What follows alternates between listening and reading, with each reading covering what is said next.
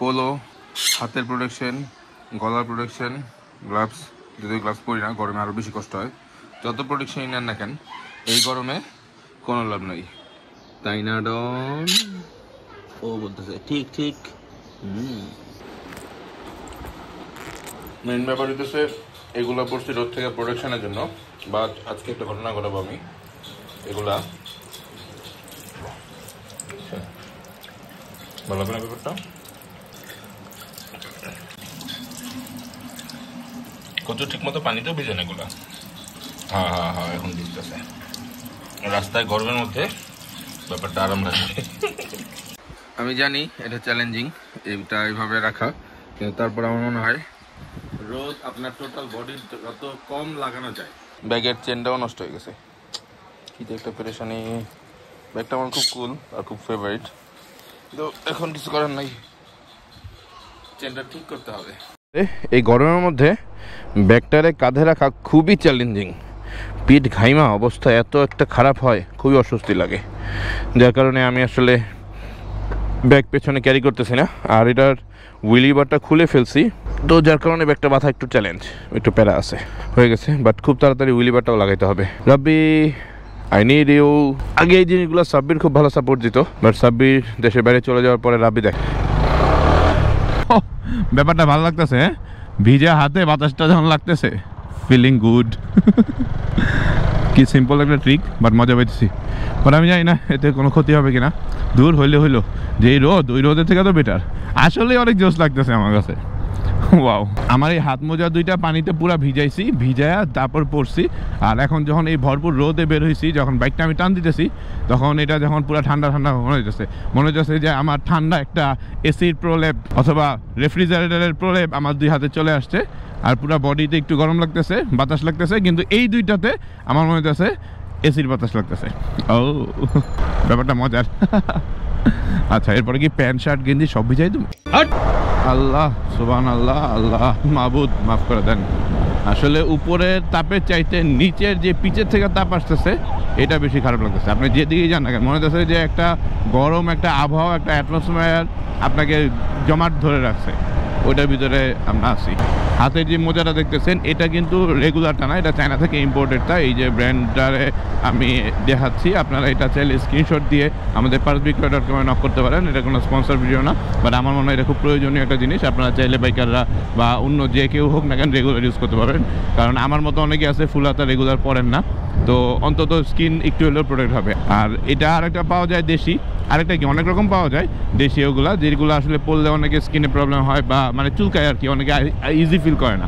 But এটা অনেক comfortable, definitely তো স্টিচ এবং অনেক পাতলা। হ্যাঁ, ভেন্টিলেশন খুব ভালো ঢোকে এবং রোদ থেকে প্রোটেক্ট করার জন্য আমার মনে হয় খুব পারফেক্ট একটা জিনিস। তো parsbikroy.com দেখতে পারেন। দাম খুব বেশি না, আমার যদিও মনে নেই, গত সামারে কিনছিলাম, তো হয়তো 100-150 টাকা এমন হবে, খুব বেশি হওয়ার কথা না। বাট এটা ভালো, চায়নাটা ইম্পোর্টেড। এটা না হলেও এমনগুলো কিনেন যেটা চায়না থেকে ইম্পোর্ট করা। বাংলাদেশি কতগুলো লোকাল বানায় 50 টাকা 60 টাকা বা 100 টাকা করে, ওইটা আসলে আপনি পরে আরাম পাবেন না। আরেকটা ব্যাপার, গাছ লাগানো নিয়ে অলরেডি টিম বাইক বিডি থেকে একটা অ্যানাউন্সমেন্ট আসতেছে। বেসিক্যালি সুব্রদাদাই ফার্স্ট অ্যানাউন্সমেন্টটা করছে, যেটা হচ্ছে যে আমরা খুব তাড়াতাড়ি একটা বৃক্ষরোপণের কন্টেস্ট ওপেন করব, যেটার মূল উদ্দেশ্য হচ্ছে অনেক অনেক গাছ লাগানো। তো গাছ লাগানো নিয়ে এর আগে আমরা রোডের দারাজ থেকে ইভেন্ট করছি, চিটাগাংয়ের মানিক ভাইরাও একটা ইভেন্ট করছে, বাইক ভিডিও মোস্ট প্রবাবলি এর আগে ইভেন্ট করছিল, অনেকেই অনেকভাবে ইভেন্ট করছে। বাট এবারের ব্যাপারটা একটু ব্যাপক। এবার আমরা যেটা করতেছি, বাইক ভিডিও থেকে দাদা যে অ্যানাউন্সমেন্টটা করছে, সেটা হচ্ছে যে এবার প্রথম পুরস্কার থাকবে 1 লক্ষ টাকা। মানে ব্যাপারটা হচ্ছে, এই ব্যাপারটা অনেক হিউজ হবে। তো এই কারণে আমরাও ব্যাপারটা একটু বড়সড় করে ভাবতেছি, এবং আমার মনে হয় এই ধরনের উদ্যোগগুলো সবার নেওয়া উচিত। আর কিছু একটা স্ট্যাটাস খুব বেশি মুভ করতেছে, সামনে আসতেছে যে গাছ লাগানো নিয়ে লাফাইতেছেন, আগে গাছ লাগানোর সঠিক টাইম দেখেন। ভাই, আমি তাদেরকে বলবো যে আলহামদুলিল্লাহ আমি সারা বছরই ছোট বড় গাছ লাগাই, ফুলের টবেও লাগাই, রাস্তাতেও লাগাই, বাইরেও লাগাই। যদি আপনি সঠিক পরিচর্যা করেন, ঠিকভাবে পানি দিতে পারেন, তাহলে পুরা বছরের যে কোনো সময় গাছ লাগায় বাঁচানো সম্ভব। আপনার সঠিক ওয়ে জানতে হবে এটা পরিচর্যা করার, এটা মেনটেন করার। তো এটা আসলে টোটালি ভ্রান্ত ধারণা। এখন আপনি যদি থটটা এরকম থাকে যে আপনি গাছ লাগায় কোনো পরিচর্যা করবেন না, ও অটোগ্রো করবে, তাহলে ভাই বর্ষাকালে লাগান। হ্যাঁ, বাট আপনি যদি মনে করেন যে না, আপনার বাসার আঙিনায় বা আপনার আশেপাশে যেখানে আপনি মনিটর করতে পারবেন, সারাদিনে একবার হইলে পানি দিতে পারবেন, অথবা 2 দিনে একবার পানি দিতে পারবেন, হ্যাঁ, তাহলেও আমি বলবো যে আপনি এখনই একটা গাছ লাগান। হ্যাঁ, মানে বাঙালি কি বলবো, যে একটা পজিটিভ ভাইব সামনে চলে আসতেছিল, এটারও একটা নেগেটিভ জিনিস তৈরি করে ফেলছে। এই সময় গাছ লাগায় বাচ্চা না, আপনারা কে বলছে? আমি বলি আপনারা কে বলছে? আপনি যদি এই সময় কেন, পুরো বছরে যে কোনো সময় গাছ লাগা পরিচর্যা না করেন, তার মরে যাওয়ার পসিবিলিটিস আছে। কারণ গাছটা যখন নতুন লাগানো হয়, ওর মাটির সাথে শেকড়টা অ্যাটাচ হতে সময় লাগে, নতুন পাতা আসতে, ডাল আসতে সময় লাগে। এরপরে ওর মধ্যে যদি ছেড়ে দেন, দেন ও দেখা যায় প্রাকৃতিক উপায়ে বেঁচে থাকতে পারবে। কিন্তু আপনি ছোটো গাছ তো অত নিচ পর্যন্ত শিকড় যাবে না যে পানি নেওয়ার জন্য। সুতরাং আপনি যেই সময় লাগান না কেন, প্রথমে একটা সার্টেন টাইম পর্যন্ত আপনাকে পরিচর্যা করতে হবে। মানে এইগুলো না করে একটা ভালো উদ্যোগ, একটা পজিটিভ ভাইব আসতেছে, ওইটাকে সাপোর্ট করেন। কপি মারা স্ট্যাটাস আরও অনেক আসবে, ওগুলো দিয়েন। ওই যে পরিমণি টরিমণি টাইপের স্ট্যাটাস আছে না, এগুলো করেন। বাট একটা ভালো উদ্যোগ যেহেতু আসতেছে, এটার কেউ থামায়েন না। যদি গাছ লাগাইতে হয় এখনই লাগান, কোনো সমস্যা নেই। অন্যান্য গাছ বাঁচতেছে না অন্যান্য গাছ, তো পরিচর্যা করতে হবে সঠিকভাবে। যাই হোক, আমি একটু হয়তো রাশ করে কথা বলছি, কথাটা মাইন্ডে নিয়েন না। আমার কথা হচ্ছে নেগেটিভ জিনিস প্রত্যেকটায় না আইসা মূল উদ্দেশ্যটা দেখেন, যে উদ্দেশ্য যদি পজিটিভ হয় তো কেন না। রাইট নাও, এখন মানে এখনই। যত বেশি ইলেকট্রোলাইট খাওয়া যায় ততই ভালো। ব্রুভানার র্যাঙ্কনের মানে বেসিক্যালি সুজুকির মাদার কোম্পানির, ভালো, টেস্ট গুড। বাট এসএমসিটাও ভালো। মজার ব্যাপারে তো যতটুকু ভিজেছিলাম পুরা শুকায় গেছে। সান রে সান, পার্টি চলতেছে, পার্টি না। এই আমাদের হাফ প্যান্ট পরা শেষ। আসলে ফুল প্যান্ট ছিল, গরমে রান্না করতে করতে প্যান্ট খুলে হাফ প্যান্ট গেছে। আড্ডি উড্ডি চুষা খাইতেছে। ব্যাপারটা দিলেও জাহিদের প্ল্যান এটা, গরু মাংস রান্না করার, দাদা যেন না খেতে পারে।